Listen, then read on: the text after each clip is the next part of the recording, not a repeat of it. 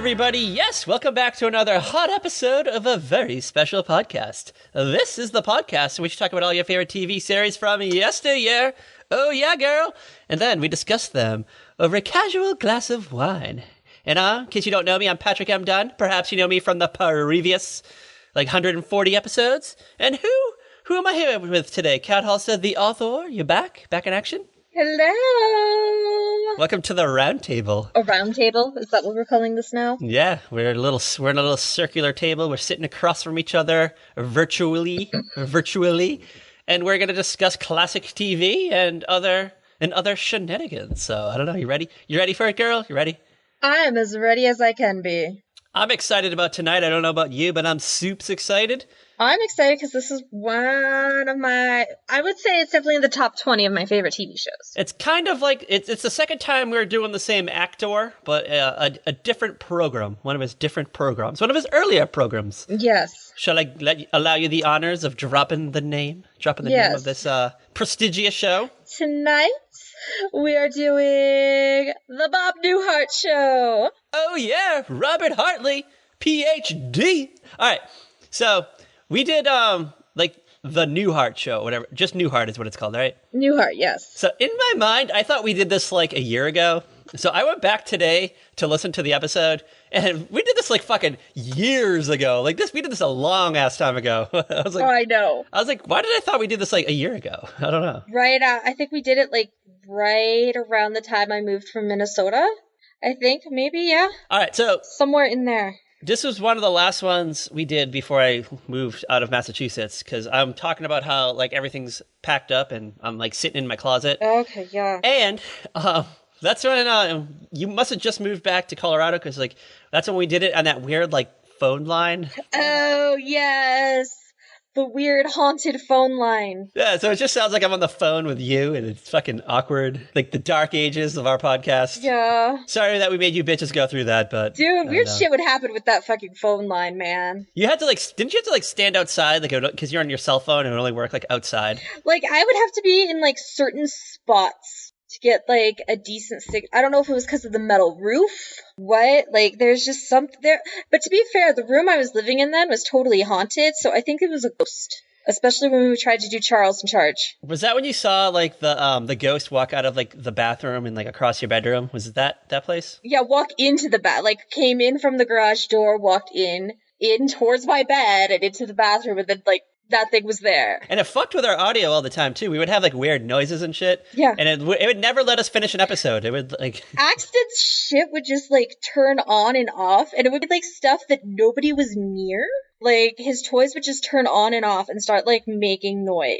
And nobody had, moved. Nobody was, near anything, and it would just happen. I think we should get the couple from The Conjuring out there and do a little investigation. Mystery Inc. or whatever the fuck it is on Scooby-Doo. Mystery Inc. Is that what it's called? Mystery Inc. Yeah. We should get Kim from The Haunting of out there. Oh yeah, get that bitch out there. Get her little EMF reader and She doesn't use that. What does she use? She just uses her psychic abilities. Oh yeah, please. All right, I'm just gonna throw this out there. I've never seen The Haunted of. Oh, you're killing me here. I prefer my tech and gadget ghost hunting crew, with EMF readers and weird infrared lenses and all kinds of shit that you would buy at Radio Shack in 1982. Well, do you get the channel FYI? No, but I don't have it on my cable, but I see it on Apple TV. Because there's a bunch of episodes of The Haunting on tomorrow. Maybe I'll have a haunting of weekend. I'll pour myself a glass of wine. Pop some popcorn, snuggle up with Truman, my French bulldog, and we'll watch The Haunting of marathon all day, all night. Maybe I'll be scared and I'll hide under the covers. Who knows? Who knows what'll happen? Yeah. Who knows? The Haunting of Hill House has gotten a second season. That's the Netflix joint, right? That everybody told me was going to be scary, and then it wasn't as scary as it was. Well, the internet. They're just a bunch of pussies, the internet folk out there. For real.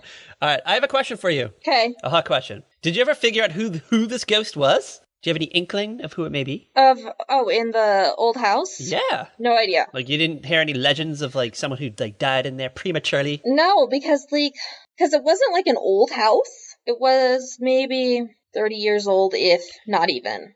out in the country, though, so who knows? You lived in the mountains, right? It was like in the wilderness, kind of? Yeah, I lived out in, like, farm country, like, in the mountain. Maybe it was a frontiersman. Maybe a frontiersman was out there looking for gold during the gold rush.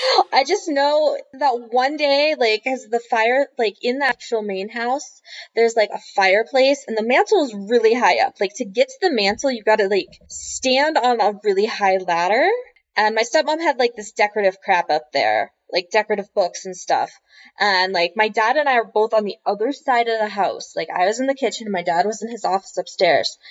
And we're the only two people home. The cat is upstairs with my dad. The dogs are just, like, napping somewhere, not like they can get up that high. And there's this crash, and I'm like, what the fuck? Like, what was that? Like, I was, like, starting to go upstairs to check and make sure my dad was okay. And he was, like, snugged up in his bed? Like, what the hell? Like, I was like, did he, like, trip, fall, or something? And then I look, Dad comes out of his office, and he's like, what the fuck, Kate? And I'm like, I didn't do anything. And I look over, I'm like, how did that stuff on the mantle fall? Oh. Like, there was stuff, like, from the mantle that, like, it looked like somebody had gone over to the mantle and just pushed a bunch of shit. And knocked a bunch of stuff down. I was like, I'm not touching this stuff. Well, you know what? It was probably Colorado Crockett. That's David Crockett's cousin from Colorado. What are you talking about? The ghost, Colorado Crockett. Dude, nobody knows what you're talking about. Davy Crockett's brother went out west to look for gold. I don't know. I'm trying to give him a backstory. I just want to give this little ghost a backstory. And you're over here shutting me down, girl. Shutting me down. Yes, I am. All right. Do we have any artists out there? Can you draw us a picture of Colorado Crockett? Tweet us at Mary Podcast. Yeah, send us a hot tweet. Send us a nice ass hot tweet. All right. The Bob Newhart Show. Yes. We all know Bob Newhart. We love him. He's still alive, at least as of this recording, I think. Right? Knock on wood, yes. He's just been on recently The Big Bang Theory and Young Sheldon because he does these little Professor Proton bits. I get really nervous when we do these like older shows with like the older stars because usually like right after we record the episode, like a week later before we even release it, like that actor or someone on that show like croaks. So I'm just like soups nervous. I swear to God, Patrick, if you kill Bob Newhart, I'm gonna kill you. All right, well you heard it here first. Cat Halson's gonna murder me, so if I go missing, you better call this bitch up. She's going to delete the audio. All right. Do you know when this episode aired? No, I don't. All right. I wrote it down incorrectly in my notes, but it was aired on September 16th, 1972. Ooga. Yeah. Okay. And so we've done this year of television before, because I recognize like every show in here. So I think when we did the All in the Family, maybe? Yeah, it has to be because you got that Bridget Loves Bernie thing we were talking about. I didn't know, I forgot what that was when you're like, I'm gonna get the video. I'm like, what the fuck is that? All right. I thought it was like some weird Bernie Sanders documentary. All right. You want to start off with the alphabet? ABC. We're gonna spend a night with ABC on this hot night of television, this fucking hot-ass night. Yeah. We're gonna get to get sizzling here on 1972, the sizzling 70s. Okay. All right. Things kick off with Alias Smith and Jones. Do you know the show? We just talked about it, so you should, I feel like. I bet it gets about, like, two of the most wanted outlaws in the history of the West. Yeah. Hannibal Hayes and Kid Curry, they're wanted. They're fucking wanted outlaws. They're popular with everyone except the railroads and the banks. Since in all the trains and banks they robbed, they never shot anyone. Hee-haw. But they are offered an amnesty on condition that they stay out of trouble for a whole year, that they don't tell anyone about it. So, I don't know, they changed their names to Smith and Jones, and I don't know, just kind of travel the countryside, I guess. I don't know, maybe go from town to town. Who knows? I don't know, I'm kind of intrigued by it. I'm just going to throw this out there. I kind of want to, like, see a couple episodes just to see. I know. Because you know what? I have a feeling, like, they're the kind of guys who trouble just always finds them. Yeah. So it's probably really hard to stay out of trouble. Yeah, you know, I have a feeling they probably get in, like, mix-ups a lot. So they're probably, like, in an old town, probably in, like, Deadwood or something, and someone's, like, robbing a bank, and they go in the bank to, like, stop the robbers, and, like, they get fucking pinned for the crime, and then they get to spend the rest of, like, the 40 minutes, like, trying to prove their innocence. Exactly. I feel like it's, like, that kind of show. I don't know, I have a feeling it's, like, very Route 66-ish. That's, like, what I'm envisioning in my mind, but, like, the West. Yeah, that's kind of... I could totally see this, like, being a thing today, though. I don't know, who knows, maybe we'll get with two, like, cyber criminals or something. Oh, yeah. And, you know what? You know, it'd be kind of like... ABC, let's talk. Yeah. We'll do a reboot. You know, it'd be fun if they did it, but they did, like... flashbacks to like when they were like criminals, like very like in a lost way, kind of. Yeah. So ABC, let's talk. Call us up. I was gonna name drop the president of ABC, but I literally have no idea. I can't pronounce her name. Oh, it's a lady. The lady. Oh yeah, that's right. Cause she got like super mad when Roseanne did that angry tweet. Yeah. Last year. Oh yeah, shout out to her. Shout out to her for I don't know, being a lady president of the alphabet. Shout out to her. All right. You ready for ABC 9 o'clock? I'm excited about this. Wait, hold on. Can I just make a guess? Yes. Okay, is this something starring Michael Douglas? You know it, girl. You know it. And legendary actor Carl Malden. Ooga, ooga. Do you know the name of the show? Oh, hold on. Give me a second. The Streets of San Francisco. Oh, yeah. All right. I've been reading more about the show, so it's about a veteran cop with more than 20 years of experience, played by Carl Malden, and he's teamed up with a young inspector to solve crimes in San Fran. So, I don't know, I've been reading about this, and I guess this is like a real fun show. It's got little comedy chops, and you can buy the whole season on, the whole series on Amazon for like, I don't know, like $40, so... I don't know. We might be doing some early Christmas shopping. Kat Halstead, the author. Get ready. You might get a mystery DVD drop coming soon. Who knows? I'm just going to, like, come home from work one night at, like, midnight, and there's just going to be, like, these weird Amazon packages with my name, and I'm like, what the hell? I didn't order anything. I'm going to be sending you shit. Like, left and right. Get ready. What the fuck? All right. I don't have ABC 10 o'clock, but you ready for CBS 8 o'clock? Yeah, tell me about CBS 8 o'clock. All right. We just did this a few weeks ago. All in the Family. Oh, yeah. Archie and the editorial. Yeah. Do you know this episode? I don't. Tell me about it, Patrick. All right. This is when Archie appears on a TV show in a rebuttal over an editorial on gun control that he saw on the local news. And then while celebrating his accomplishment, the bunkers are held up by a pair of thugs at Kelsey's bar who saw his report. So, ooga. Ooh fucking ga. Oh my gosh. I'm curious about this episode. I know. I'm going to have to go dig it up. We maybe go dig it up on Daily Motion or something and give it a gander. Maybe the next time we do All in the Family, maybe we'll do that. We can have a hot debate. We'll have a hot debate on gun control. All right. I'm excited about this show. And I know you are. We were just talking about it like at the top of the hour. Bridget loves Bernie. Oh, yeah. Yes. Okay. So what is this show about again? All right. So this show starred our gal pal, Meredith Baxter, and her former boy toy, David Burney. And it deals with the daily struggles of two newlyweds, a rich Catholic Bridget and a Jewish cabbie named Bernie. So, yeah. This was like a controversial show in the 70s. Okay. Controversial. It was, all right, this was like a super popular show. I guess it was like one of the highest rated shows that premiered that year. Mm-hmm. People were up in arms. They were like, a Catholic woman married a Jewish cabbie? What? No, over my dead body. So CBS were like, fuck it, just cancel the show. The cast and crew were getting death threats. Oh my God, it was fucking crazy. So I just bought this on DVD, the complete series. I'm gonna, it hasn't come yet, but it's coming in a few days and I'm gonna watch it. Maybe we'll have a little side pod of me talking about Bridget Loves Bernie. All right. You ready for the Tiffany 9 o'clock? Yeah, what's on at 9? All right. We're gonna make it after all, because we're gonna spend 30 minutes with the Mary Tyler Moore Show. Woo! Mary Tyler Moore. Mary Tyler Moore. Tonight's episode, the Good Time News. Mary is assigned the task of giving the 6 o'clock news a more informal look. So, I'm guessing maybe they want to attract the younger crowd to the news. Put Ted in like a sweater instead of like his blazer. Yeah, I'm guessing like she's just basically creating a podcast, but in video form, right? Sort of, I think. It's been a while since I've seen this episode. I don't even know if I've ever seen this one, so. I mean, I've seen like every episode, but it's been like forever because I used to watch it all the freaking time on Nick at Night. Just like I used to watch the Bob Newhart Show all the freaking time on Nick at Night. Well, you're going to watch the Bob Newhart Show again because that's what's on next, CBS 9:30. The Bob Newhart Show, Fly the Unfriendly Skies. We'll get to you in a hot minute, girl. We'll get to you in a hot minute.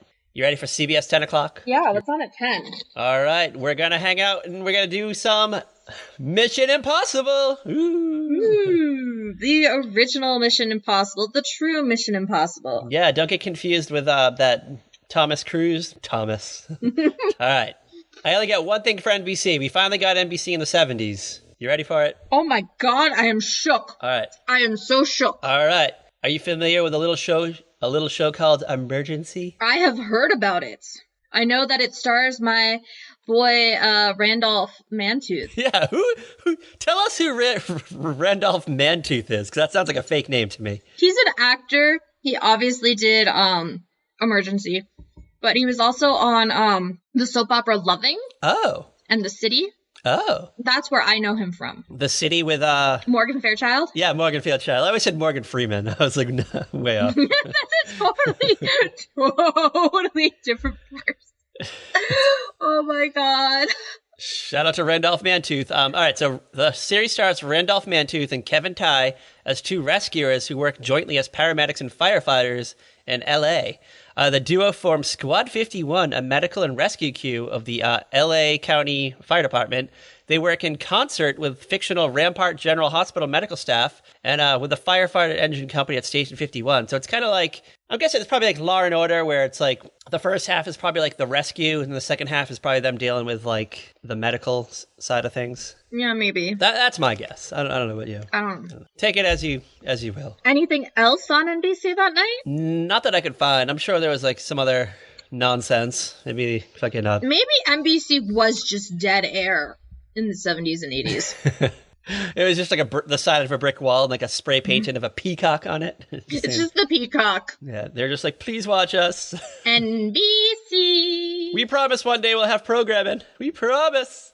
Yeah, all right. So we've talked about this before. The 70s is like a dark era of NBC. Mm-hmm. Super gritty time. They didn't really have any hot shows. I mean, I guess Saturday Night Live. Even that, not really. Yeah, that's not even prime time. And like they very quickly got rid of Lorne Michaels. Like they fucking outed him like as soon as they could. Yeah, but then they brought him back and we'll never get rid of him. And he's gonna keep forcing these unfunny bitches on us. That's why I don't watch SNL anymore. Oh yeah, I haven't seen like SNL in fucking ages, girl. And then like I go on Twitter and people are like, oh, this person from SNL is so funny. I'm like, no, they're not. Stop pretending. Taron Killam or something? I don't know. Actually, he's funny. Is he? I don't even. I love him on Single Parents. I fucking love him on Single Parents. I don't even know what that is. Oh my god, if you haven't watched Single Parents, you fucking need to watch it. You get Brad Garrett, Leighton Meester, Taron Killam. Oh my god.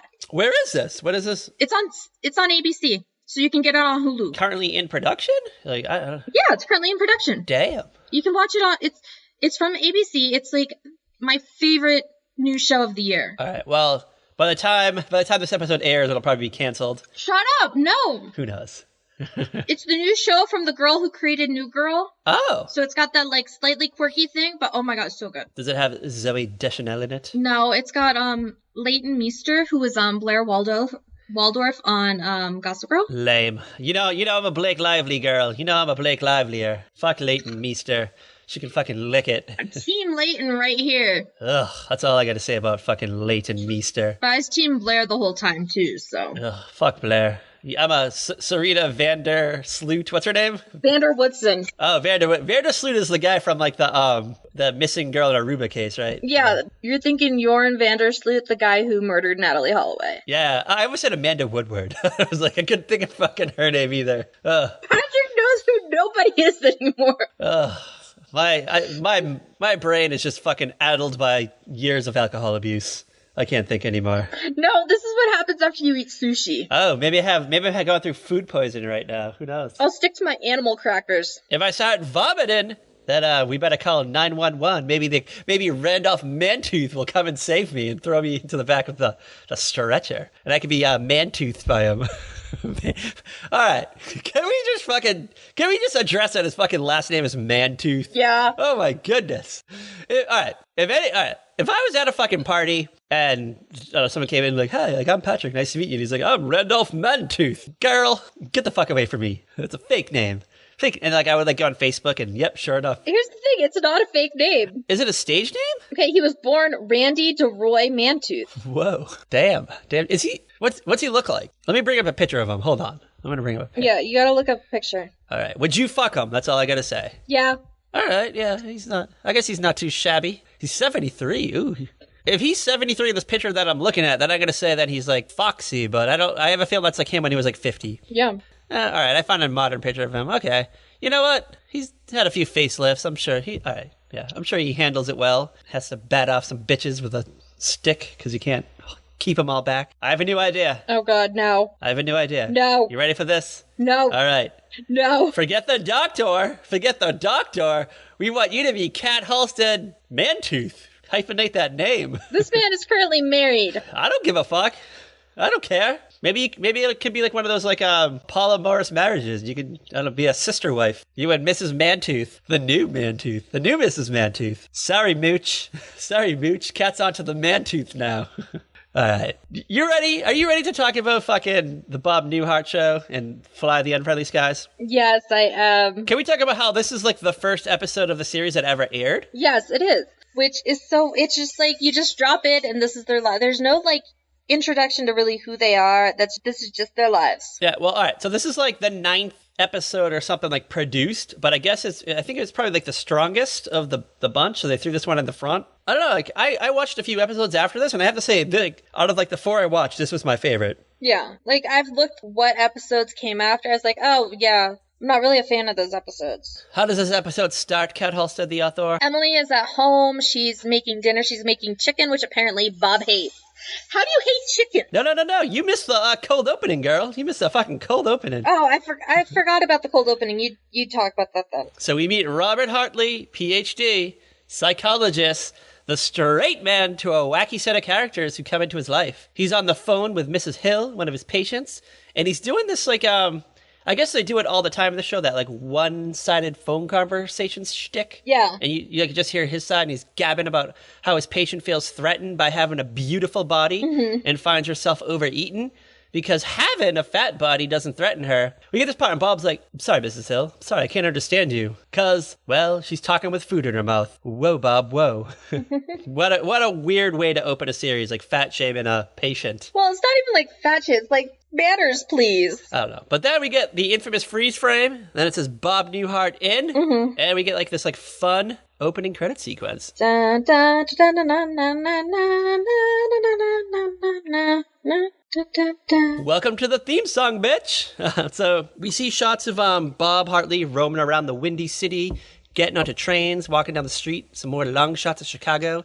It looks very cold and very Mary Tyler Moore-ish, which isn't too surprising because this is a MTM show, right? Yeah. And guest starring, also starring Suzanne Pleshette. Pleshette? How do you say her name? Pleshette. Wow, we may know her from her acting role in The Birds, and once described by the Boston Globe as having a sardonic appearance and demeanor and a sultry voice. You go, girl. Welcome to the Gal Pal Club. Oh, yeah. Did you walk away? Hold on. Time out. I did. I'm sorry. Time out. Cat Halstead just walked up from the podcast. Walked away. Did you have to poop or something? Like, what, girl? Do you have to start over?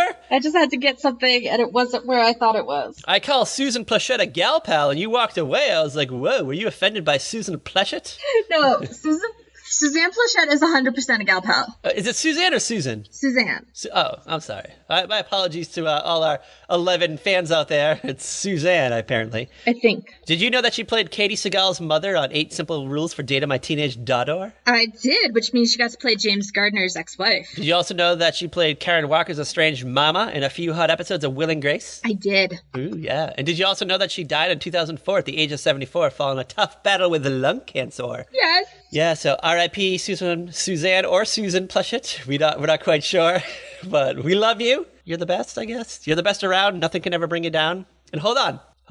Can I just talk about who this show was created by and who does the music and stuff? Yeah, let's talk about that. All right. Do you know David Davis and Lorenzo Music? Do you know those two hot dudes? I know that Lorenzo Music is known for his voiceover work as the intercom guy.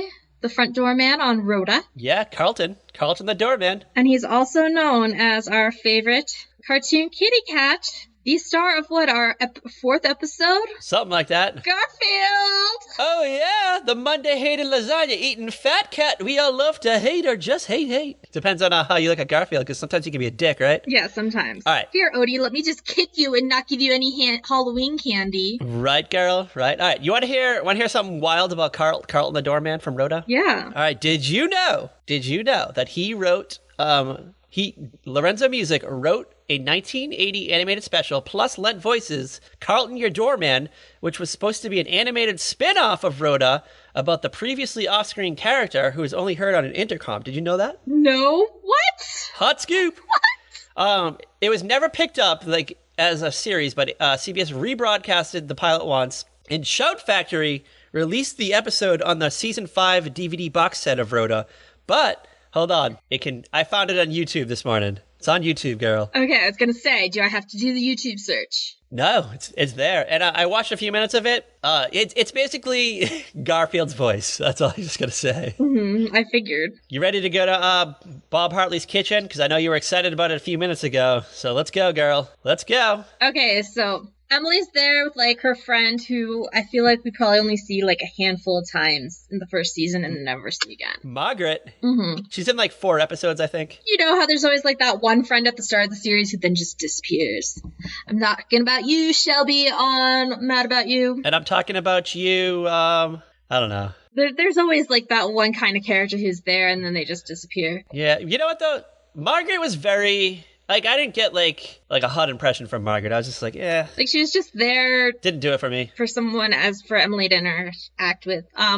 So Emily's making dinner, and she's making a bourbon chicken. Yeah. That I'm not, like, I was watching them put this together. I was a little confused about how they were putting it together, because they were mixing the eggs and the breadcrumbs and the bourbon all together in a bowl. This whole conversation's weird, because... I don't know, Bob and Margaret are like, I guess this is Margaret's recipe, I think. Emily seems very, reserved to make this because she comments that Bob hates chicken, which is hearsay, and she says there cannot possibly be any ingredient in Margaret's recipe that will make Bob interested in the chicken. Yeah. And then she's like, our next ingredient is bourbon. And then she's like, hand me the fucking bottle, Margaret, because Bob will eat this up for sure. Mm-hmm. And shout out to alcoholism, I guess. I don't know. Yeah, like, oh, that'll make Bob enjoy it. Some bourbon. Emily's got, like, her hands in the bowl. Like, she's just fucking, I don't know, mashing up the chicken. I guess she's, like, tenderizing it. I'm not really quite sure what she's doing. I think she's trying to coat the chicken in the breadcrumb, egg, and bourbon mixture, which... I don't like, okay, from when I've coated chicken, that's not how you do it, but okay. I couldn't tell if it was supposed to be like a shake and bake kind of thing, or what. Well, someone's going to get baked. Someone's going to get baked off that bourbon. She pours, like, the whole fucking bottle in there. I just want to point that out, too. Yeah, like, there's, like, a good 4 cups of bourbon left in that bottle, because that's a big bottle. All right, so, like, this chicken is just, like, marinated in fucking straight-up bourbon. And that's when Bob comes in. He's excited. He's got news. He's got a hot scoop. He's excited for whatever's for dinner, because he doesn't know what it is yet. This part fucking really creeped me out. So he comes in. He's like, Emily, you need to take your hands out of the chicken right now, because I gotta tell you something hot. And she's like, I'm pretty sure I can still hear the news with my hands covered in a raw chicken, but he insists. Well, he's like, once he finds out it's chicken, he's disgusted because he does hate chicken. She takes her hands out of the bowl and then just, like, wipes it dry with, like, a nearby dish rag. Doesn't wash her hands or anything. Like, nothing. Just wipes it dry with a nearby washcloth.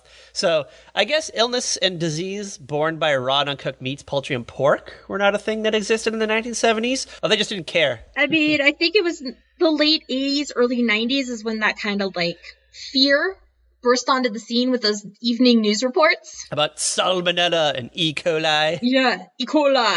I had to pause the episode for a few minutes because I was just, like, thinking. And I was like, I wonder how often the Brady kids had diarrhea because of Alice's manhandling of Sam the Butcher's beef. Oh my god. Like, she probably just had fucking salmonella and E. coli all over that fucking Brady house. I don't know, fucking, who knows? Like, I just need to know. You want to hear a hot scoop? Oh god. Had to look this up because I was curious. I'm terrified. Your hot scoops scare me. You know when you buy meat or, like, you're at a restaurant and it tells you that not safe to handle raw meat? Yeah. They weren't required to put that safe handling label on raw meat until 1994. Okay, yeah. That makes sense. The 70s and 80s were, like, the final years of the modern day Wild Wild West in America, like, where you can just fucking manhandle meat all day. Yeah. And then just fucking wipe it on your spouse's face, shake their hands, I don't know, maybe pick up their bottle of bourbon, and all they fucking did was just dry their hand with a fucking washcloth.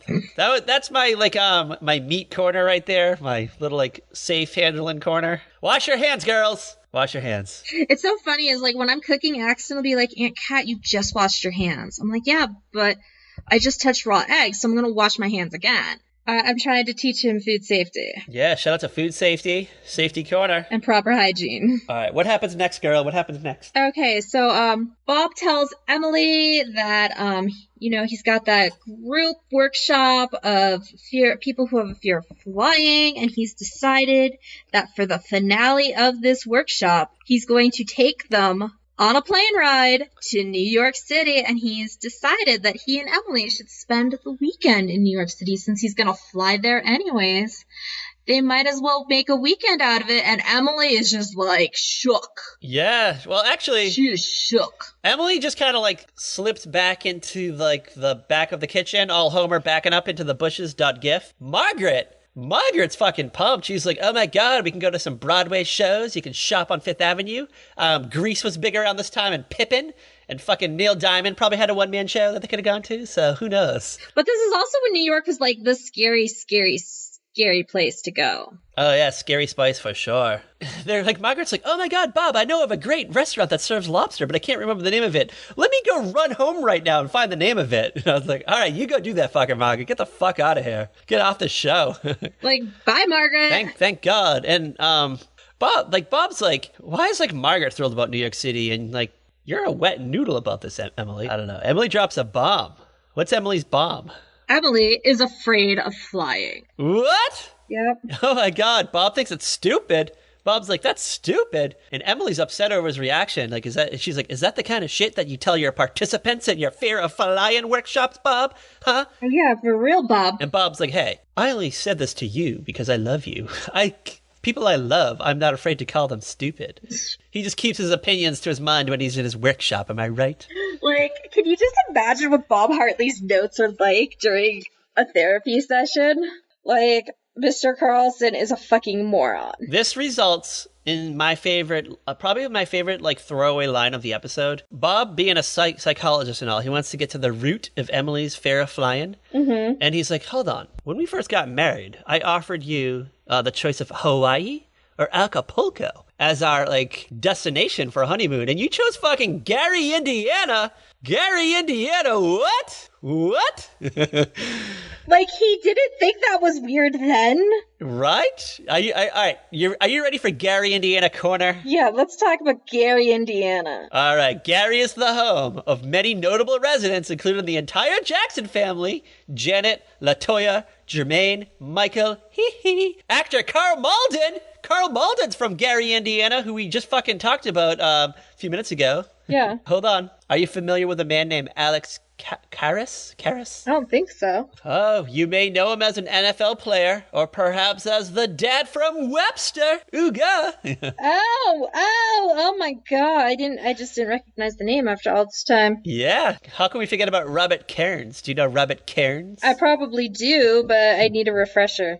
You don't, huh? He's the inventor of the intermittent windshield wiper system. So think about that the next time you're driving in the rain. I'm thinking about how I need to go spend $40 on new wipers. Yeah, thank Robert Cairns for that. From Gary, Indiana. Oh, yeah. You know what? He was just sitting in Gary, Indiana one day. Gary, Indiana. Maybe driving around in the rain, going, fuck, I can't see. I need some intermittent wind. Doesn't the Music Man take place in Gary, Indiana? Did what take place there? The Music Man. I've never seen the Music Man, but they do. I think when I was preparing my Gary, Indiana corner, they talked about that there is a Gary, Indiana song, so shout out to Gary, Indiana. Yeah, Gary, Indiana. Is that like the Cincinnati song from Babes in Toyland? Probably. Hold on, what can I find? All right. Oh, here it is. All right, what do you? Here it is. Here's the Gary, Indiana song. Oh, if it'll play. Oh, you're playing it. I thought you were going to sing it for us. No. Google Music being a bitch. Never mind, you can cut that out. All right, whatever, who cares? There is a song called Gary, Indiana. That's in the Music Man. Find it on Spotify, maybe YouTube it, Apple Music, your record shop, maybe your record shop has it. Maybe get the Music Man on vinyl. All right, you want to talk about this knock at the door? They get a knock at the door. Yes, who could ever be dropping in on Emily and Bob? Ditzy neighbor Howard Borden, who happens to be a pilot. Ooga. Navigator. What is a navigator? They're the ones who plot the course that the plane takes. Oh, but he's on a plane though, right? He goes on the plane with the pilot? Yeah, he's on the plane. I'm going to throw this out there. In my 37 years of life, I've never heard of a navigator. I feel like there's instruments, I think that's now the co-pilot. Oh. So, like, does he sit in the cockpit? I could be completely wrong. Do you know what we can do? I think we should tweet Sully Sullenberger and ask him. He's always answering flighty questions, so maybe we'll send a hot tweet to Sully Sullenberger, and I don't know, maybe we'll include an addendum, like in a feature episode. Okay. When we do the Sully Corner. All right. Howard Borden, a navigator, swings by for his daily ritual of drinking with Bob. He shows up and he's like, "Hey, Bob, you got a bottle of bourbon that we can sip?" This is where Bob's like, "Hey, now that you're here, I think you should talk some sense into Emily. She's afraid of flying." But whoa. Howard doesn't want to talk about flying. He just got back from a flight from L.A., which was the hairiest flight he's ever been on. The first one where the pilot got sick. Hooga. Emily shook. Turbulence over the Rocky Mountains. Yeah, those damn mountains, right? Yeah. They'll do it to you every time, girl. They'll do it to you every time. All right, what happens next? So, like, Howard's on his little rant about how awful his flight was, and Bob's like, "Dude, you're not helping." And Emily's, like, going back and forth about whether or not she wants to go on this flight. And it's just ridiculous. Emily's, I guess she's just kind of inquiring a little bit. So she's like, "So Howard, how did you get into flying?" And he's like, "Well, I got into it because it's very peaceful, being up in the sky. It's very serene. It's quiet." And she's like, "When did you first get into fly it?" And he's just like, "Oh, during the war. You know, during World War II, where I was a fighter pilot." I'm gonna guess Korean. Korean? You think it's Korean? He's not that old. He's pretty young. Yeah, I guess he's... I mean, he's no longer an astronaut. I'd probably put him in his 40s. I would say he's probably in his early 40s. Would you say that? Would you say that's a safe bet for Howard Borden? Late 30s, early 40s. So it's 1972, right? Yeah. All right, so I guess... He's no longer living in Cocoa Beach, hanging out with Tony and GD. Oh, yeah, he was on A Dream of Jeannie. That's the... Yeah. I was wondering what the fuck you're getting at, girl. I was like, the fuck you getting at? I'm like, dude, you're not getting this? You're killing me. I was trying to think of fucking how old Howard Borden was, and I was trying to do the math in my head of like how old he would have been in the 40s. You're here dropping like fucking subtle hints. Because yeah, he'd probably, because if he's 40, that meant I bet he would have been like 12-ish during World War II. So yeah, maybe Korea is right, but I don't know. Like the way he says the war, my mind just immediately goes to like WW2. Yeah. Like I feel like that's what like dudes called the war back then. They called it the war. I think it depends on which one you were in. All right. So Don Draper was in the Korean War, and he looks like to be about the same age as Don Draper would be in 1972. So final answer, Howard Borden was a fighter pilot in the Korean War. Yeah. Former sergeant to the real Don Draper, not Dick Whitman. Yeah. Will the real Don Draper please stand up? Please stand up. The real Don Draper. Not the fake Don Draper. All right. So after all that, Howard's thirsty. And he's like, "What about that drink, Bob?" And Bob picks up the empty bottle of bourbon. He's like, "Honey, what happened to the bourbon?" And she's like, "It's in the chicken, Bob. It's in the chicken." He's like, "Oh, okay, maybe the chicken won't be so bad." He's like, "If you want to wait an hour, you can have a drink at the chicken." You're going to cook the chicken. It's going to like pretty much like burn off anything that'll get you drunk. So hopefully. Yeah, hopefully. They're getting drunk off some fucking shitty chicken. All right. Who cares? I'm not feeling too confident in Emily's cooking skills, to be quite honest. All right. Emily, I love the character of Emily. This was not my first introduction to Emily, but this was America in 1972's first introduction to Emily. And I didn't really get like a great like impression from her in this episode. This is not a very good Emily episode. No, she's played off like as a loon. She's crazy. It's not a good look on her. Yeah, like we got a lot of good like Bob, Jerry, and Howard moments, but maybe because Margaret was here, maybe Margaret like brings Emily down, maybe. Margaret killed it. Margaret destroyed Emily. Fuckmargaret.com. Go to our new website, fuckmargaret.com. That's probably some porn website. A bunch of like elderly women named Margaret just in compromising situations. Little wrinkled puss. Oh. All right. Want to go over to Bob's office? Yeah, what's happening over at Bob's office? All right, we have to explain his office. Can we talk about? So okay, he's a psychiatrist, and he shares like the same office with an orthodontist. Okay, so it looks like it's just like it's in one of those office buildings in Chicago, and it looks like it's kind of like a whole medical practice is sharing that floor because it's Bob the psychologist, there's Jerry the orthodontist dentist dude, there's like a pediatrician, I think there's another doctor too, and they all have the same receptionist, Carol. We don't see the other two doctors as often. We've talked about this before in another thing we've done, I feel like we've gone over this. I don't know why. I have no idea. So when you get off the elevator, there's like a big round desk, and Carol sits there, who's played by Marsha Wallace, who we know and love as Mrs. Krabappel.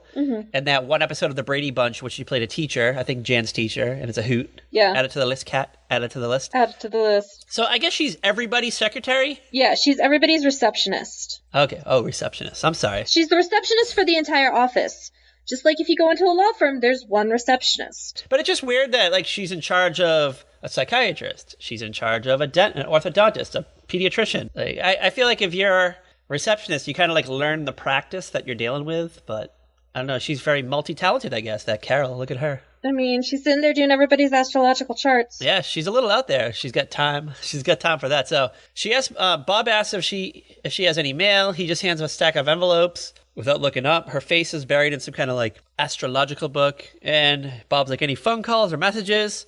And Carol's like, no, bitch. Like, I'm trying to finish your fucking chart. So she's one of those ladies. You want to do a little astrology corner? Okay, let's do some astrology corner. All right. I'm a Libra and you're a Leo? Yes. So you want to hear today's horoscope? Yeah. We'll do Libra first. So, there's a conservative air today that doesn't fit well with your erratic, unconventional nature, Libra. Things might pop up to remind you that you should be a bit more disciplined in your approach. Ooh, I feel like this is like a threat. Your thoughts and emotions are perhaps a bit less controlled than usual, so take this time to become centered and evaluate the truth. Today is a good day to focus. Ooga. Ooh. All right, you want to hear yours? You want to hear yours, girl? Yeah. All right, Leo. Today might not be as lighthearted and free-spirited as you'd like, but don't sweat it. Yeah, don't sweat it. Work with the grounded energy of the day to complete tasks that have been wearing on you for a while. So check off some lists in your to-do list, your planner, and take a step back from the drama in your life and observe your emotions from a loftier viewpoint. Realize how your actions have been affecting others. Tone things down. Evaluate. Tone things down, huh? I feel like that was a personal attack. I was like, whoa, astrology. I'm trying to think, have I been a little too, like, woo, lately? Liz Walker is a little cunty today. Is she the one who does the horoscopes? I don't know. It depends on where you get them from. I don't know. This is just an anonymous Yahoo bitch. All right. You know who's also a Libra? Zac Efron. Dream Man. Oh, like Zac Efron. Gwen Stefani. Dream Man's a Libra. All right. Well, shout out to Dream Man and his dogs. Yes. I was going to say his name, but I don't feel like finding that censored beep dot wave, so... Look for him on Twitter. That's all I got to say. Just scroll through Kat's retweets and you can figure it out. What happens next? What the fuck happens next, girl? Okay, so Bob has to confirm. Emily has decided she doesn't want to go. So Bob has to rearrange the flight info. And Carol, to get like the commercial discount, she didn't tell the airline that it was a group of psychology patients who are afraid of flying. She told them it was a marching band.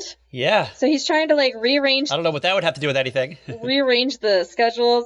And he's on the phone. It's one of those one-sided phone conversations. And he's on the phone with the airline. And he's like, oh yeah, no, we don't need any extra help with our equipment. We all play harmonicas. So it's this very like convoluted phone call. So there's 22 people on his flight. He's scheduled for flight 21 on the 29th, saying, I don't need 22 for flight 21. I only need 21 for flight 21. And I want to keep my flight on the 29th, not the 26th. But hold on.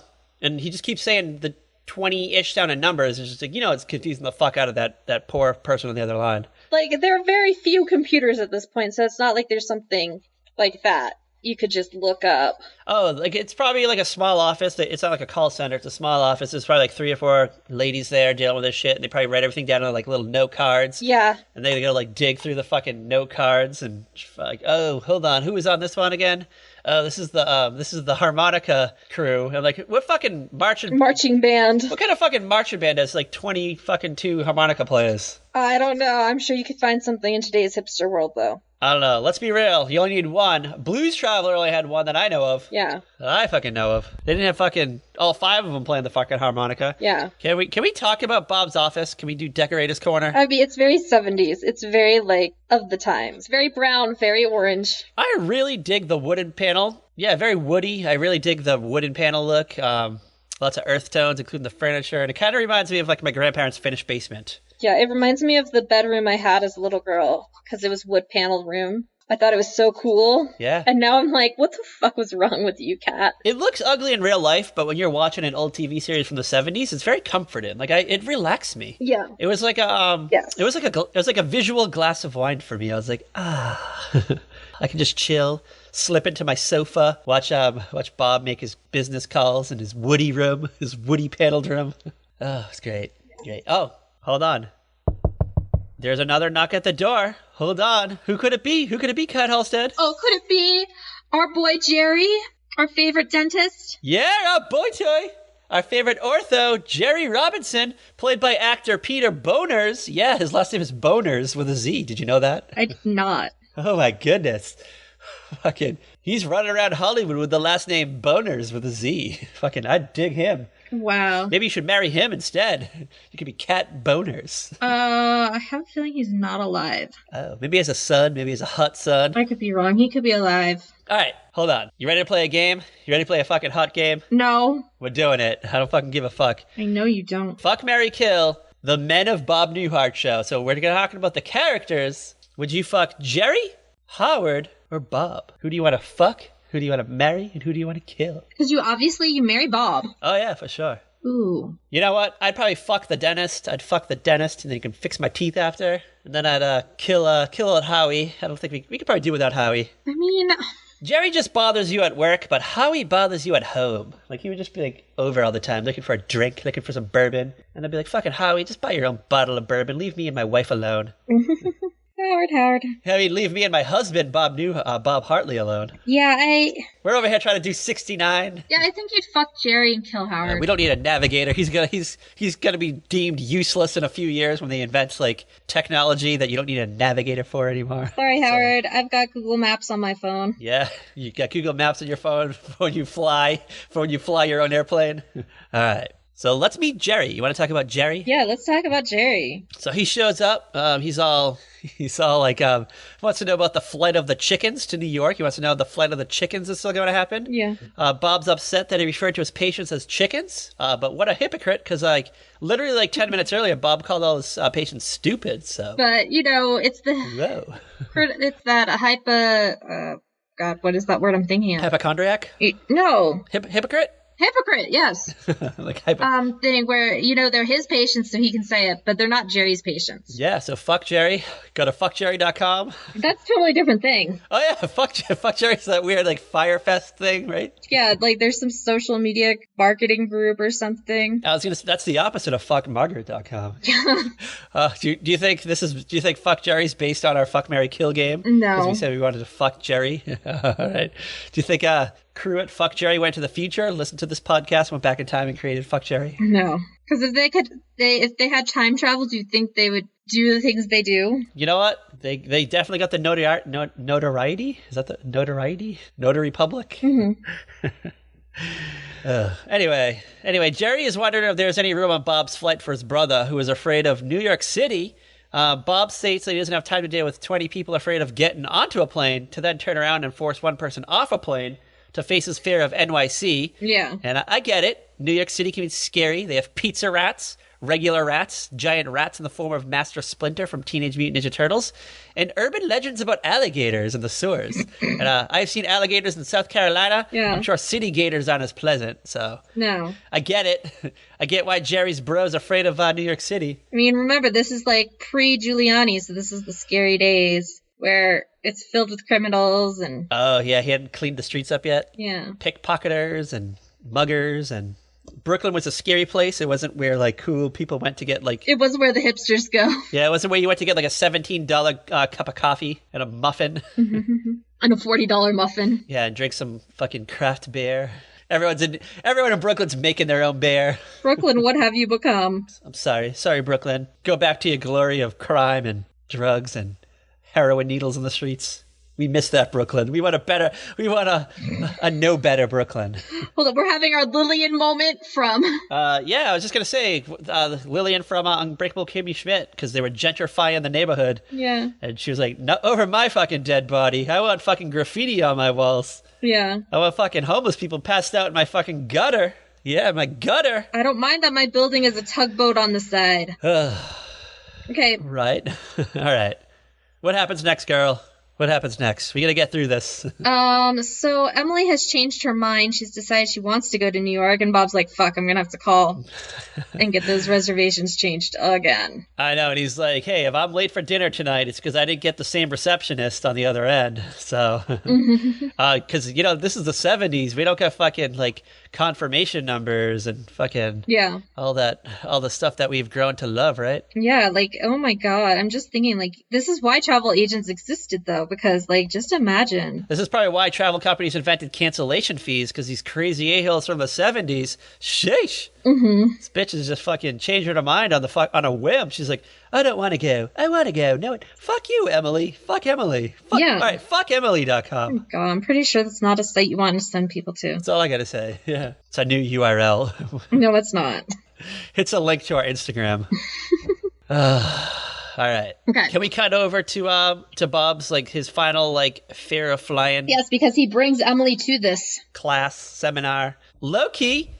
Low-key that I love that he squeezes, like, 22 people into his office. Yeah. Like, this bitch has never heard of a rec room or a conference room or something else. I don't know. Yeah. And that did not look like 20 people to me. It looked like 7 tops. No, it was a lot of people, but... We got to meet a notable few, though. We got to meet Mrs. Bakerman. Queen. Mr. Carlin. King. And Mr. Gianelli. Did you just call Mrs. Bakerman a queen? Yeah. I love her. She's so much fun. Is she queen of the chickens? She's one of our regulars. Oh, is she? Yeah, I believe so. Oh, I didn't know that. Okay, well, I love in this episode, though, I guess Bob gave his chickens some homework, and he asked them to, like, head to the airport to get a feel of what it's like to hang out at the airport. And, like, Mrs. Bakerman's like, oh my God, my palms are sweaty, knees weak, arms are heavy, there's vomit on my shirt, mom's spaghetti. And, but then she's like, but then I realized it was all in my head. And I just got my car and drove to the airport, so... Oh, I love her. Wild stuff. She's one of my favorites of Bob's patients. And then you got Mr. Carlin, who's a little, like, jump down throaty, I guess, is what I want to say. Yeah. Bob introduces Emily. He's like, all right, I got a surprise guest. We're gonna have 2 surprise guests tonight. The first one is gonna be a navigator, my neighbor, a navigator, but he's not here yet. So first, I want to introduce you to my wife, Emily. She's also afraid of flying, and I want her to, like, share her story. And she's like, wait. Yeah, she's like, bitch wants me to talk? Hell no, I didn't sign up for that. Yeah, I'm just here to listen. I just want to hear your story. And Mr. Carlin's like, wait a second. You too good for this? You too good to talk? You think your story's better than my story? Fuck this bitch. And chickens be tripping. Chickens be tripping all over this office. Bob's trying to, like, calm everybody down. Yeah. And that's when, like, Howard shows up. And Howard walks in the room and he's like, oh shit. Can I talk to you for a minute, Bob? Yeah. Can I talk to you for a hot minute? Bob's like, what? He's like, you said there was going to be a small group here. He's like, yeah, it's a small group. He's like, no, a small group is like 3 people. This is like fucking 20 people, Bob. Yeah. 20 people is a flock. A fucking flock. So now Mrs. Bakerman's like, what's going on? Why is the navigator freaking out? Is something wrong with the building? Is the building falling down? It's amazing. We get one more moment of panic. You want to talk about that moment of panic? You want to talk about it? Yeah, so what is this moment of panic? All right. So everyone's calmed down. Emily got to tell her story. She said that when she was in college, she forced a plane to turn around at the runway before it took off, and she got off. But so she tells that story. Everyone's calm now. Everyone's cool, calm, and collective. Bob hands out the tickets. To everybody. He's like, all right, we're gonna meet on Friday, I guess. Someday this week. We're gonna fly to New York City. Pack your fanny packs. Get yourself some mace, maybe a knife to ward off muggers. Yeah. They're all walking out to the elevator. Howard's like, oh God, I can't believe these people are afraid of flying. He's like, when they really should be afraid of elevators. Oh, just think about it. It's that one thin piece of cable just holding up this heavy-ass fucking room that could just fall down and smash into a million pieces at any given moment. Everyone's on the elevator, and they hear Howard say that, and they just fucking step off and run to the stairs. Thanks, Howard. You want to get to the big day? Yes, it's time. It is time. All right, take me to the big day, Cut Halstead. All right, we are on the airplane. It's your regular old classic TV airplane where there's lots of legroom, lots of comfort, and these people are dressed up to fly. And lots of space to move around. You can get up and walk around, have a party in the hallway, in the aisle, or whatever it's fucking called. Like, my God, you could, like, they could actually get a drink cart down these aisles because there's enough room. Yeah, you're not hitting anyone's knees in the aisle, like the aisle seat. Yeah. Mr. Carlin comes in. He's like, oh, it's exactly as I pictured it. Just a fucking giant tube. And everyone's like slightly nervous. Yeah. Emily's got like 4 bags of luggage for like her weekend trip because... Yes, because Bob told her it would be calming to pack. Yeah, so she just fucking packs the entire fucking house. Yeah. Why not, right? Mrs. Bakerman's stuttering a little. Mr. Carlin and Mr. Gianelli, they're saying how the plan's how they pictured it. Mr. Gianelli wants a seat next to the emergency exit, but those seats are taken. And Emily sits down next to Bob. She's a little tense, but he reminds her that just pretend you're sitting in the reclining chair in a living room, except it has a seatbelt. And that's the part that sets her off, like the seatbelt. So, I don't know, oof, Bob. Like, for a psychologist, you always seem to say the wrong thing. Well, at least to his wife. The engine begins purring, it's very loud. Bob reassures his crew of chickens that this is normal and should only worry when the plane is silent. Mm-hmm. Then we meet the flight attendant, or as they were called in 1972, stewardesses, and she's played by Penny Marshall. Yeah, Queen Penny. Woohoo! Yeah. Penny, we miss you. Yeah, she begins going over the safety precautions, reminds the crew that of the oxygen rebreathing mask drop to extinguish all cigarettes. So, yeah, old-timey fly-in, shout out to that.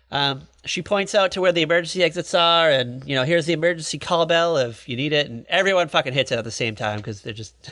Yeah. They're just fucking nervous. They're so scared. The pilot makes the announcement that they're about to take off, and we kind of see a little hesitation in Emily. She's just like, hey, Bob, I'm not going. And we get like a cutscene. It's the end of the weekend. We see Emily at home watering her flowers. Howard's all confused why she's there. She doesn't want to talk about it. Yeah. Bob, with all of Emily's luggage, she finished the trip. Emily begins to cry. Bob begins to laugh. He says he laughs when Emily cries. He can't help it. There's something about the sound she makes when she cries. It's not that he's such a cold-hearted bastard. It's like she makes this like sound, and it makes him laugh. Yeah, so you get this like weird, awkward, extended scene of Emily crying, Bob laughing. It goes on for like a minute. It's very awkward, and Emily eventually starts laughing. And she tells Bob she wants to join his next class, but he's like, there's not going to be a next class because the fucking airlines are like through with me. Like, yeah, like he's like, it's going to be a while. I got to give the airline time to like forget. Yeah, I got to wait. And I'm like, why don't you just use a different airline? Maybe there was only one. I don't know. I feel like there were multiple airlines, but who knows? Yeah, probably. I don't know. All right. Can we talk about the closing scene, I guess? Yeah, what was our closing scene? All right, so I guess it's the weekend's over. Bob shows up to work. He's greeted by Carol and Jerry. Carol has a slew of messages. She says Mrs. Bakerman says she had a fabulous weekend. Mr. Carlin wanted to thank Bob. And Emily said he was sensational.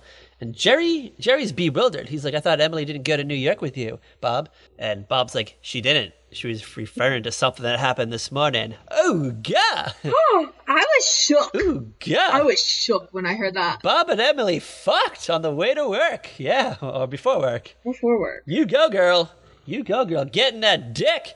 Getting that Bob dick. That little Newhart dick. Oh, my God. Getting the old psychologist sausage. Oh, my God. Fucking breakfast. I was shook, because that's not, like, what I think about Bob Newhart at all. That's the Bob Newhart Show. It ends with a sex joke. I mean, I don't think of him in a sex way, you know? Like... All right. You don't think he's good at the sex? You don't think of him with his britches off? No! Oh my God, that's so wrong. All right, final notes on the Bob Newhart Show. Good episode. How many 1 out of 5 scared chickens afraid to fly? How many scared chickens would you give this episode? I give it a 4. Whoa, really? What would have made it perfect? No Margaret. More Carol. Oh, so you lose Margaret and Carol points? Yeah. You don't like Carol? No, I said more Carol. Would have made it perfect. Oh, they said no Carol. No. I was going to replace you with fucking January Jones for like saying you hate Carol. I was like, well, girl. Listen, bitch. No. All right.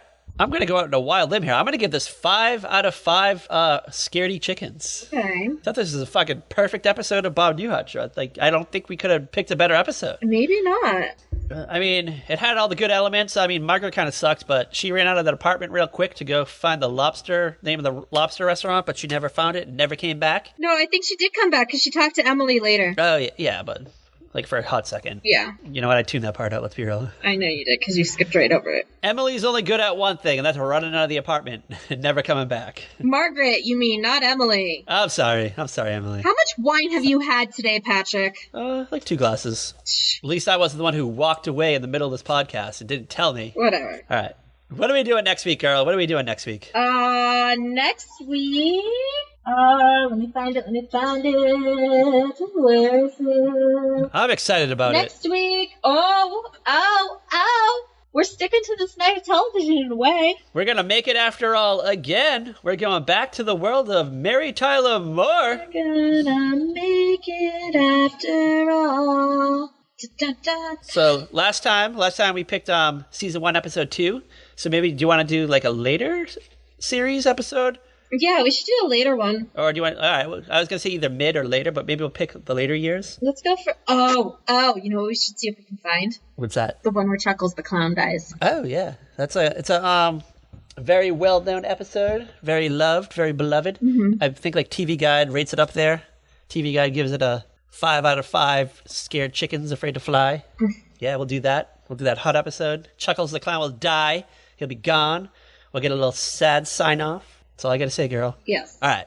Where can you follow us, Kat Halstead, the author? Where can you follow our wild adventures? You can follow us on Twitter at Very Podcast. You can follow us on Facebook, Instagram, and Tumblr at A Very Special Podcast. Do not accept invitations. You can find us at averyspecialpodcast.com, saltyrockmedia.com, and on YouTube by searching A Very Special Podcast. And as always, girl, Bye! watch the skies for a flight of chickens. You're such a dork.